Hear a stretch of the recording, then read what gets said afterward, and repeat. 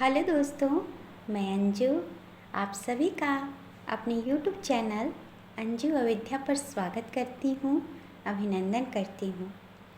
आज मैं आप लोगों को उस घटना का वर्णन करने जा रही हूँ जब भगवान राम वनवास के 14 वर्ष बिताने के बाद अयोध्या लौटे थे और वो अपने तीनों भाइयों के साथ सरयू तट पर संध्या के समय टहल रहे थे।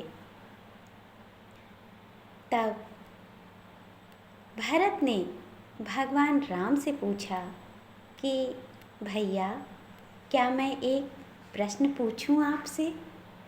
तो राम कहे, पूछो ना भैया, क्या प्रश्न है?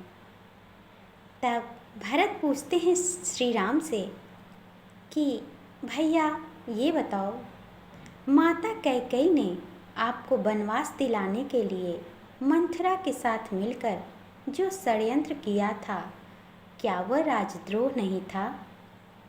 उनके षड्यंत्र के कारण एक और राज्य के भावी महाराज और महारानी को 14 वर्ष का वनवास झेलना पड़ा, तो दूसरी ओर पिता महाराज की दुखद मृत्यु हुई।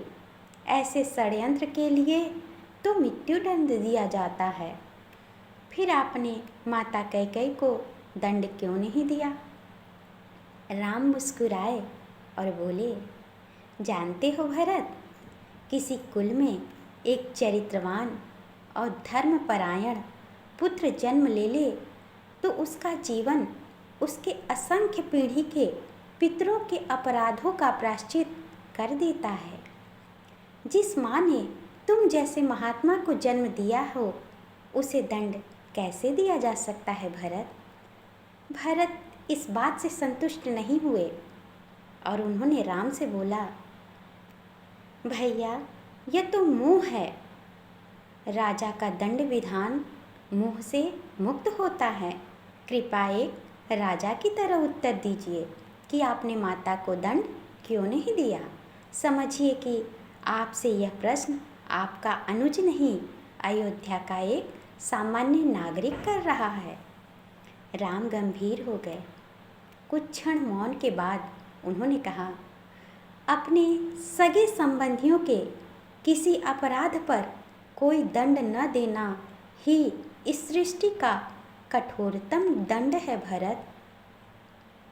माता कैकेयी ने अपनी एक भूल का बड़ा कठोर दंड भोगा है।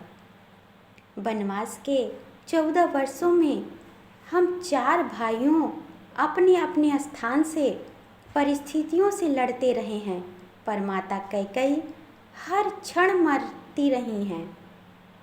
उन्होंने अपना पति खोया, अपने 4 बेटे खोए, अपना समस्त सुख सम्मान खोया, फिर भी वे उस अपराध बोझ से कभी मुक्त न हो सकी।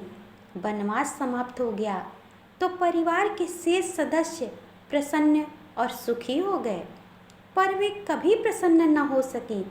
कोई राजा किसी स्त्री को इससे कठोर दंड क्या दे सकता है? मैं तो सदैव यह सोचकर दुखी हो जाता हूँ कि मेरे कारण मेरी माँ को इतना कठोर दंड भोगना पड़ा।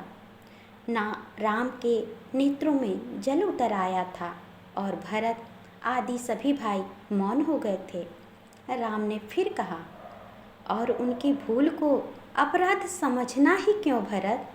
यदि मेरा वनवास न हुआ होता तो संसार भरत और लक्ष्मण जैसे भाइयों के अतुल्य भातृ प्रेम को कैसे देख पाता?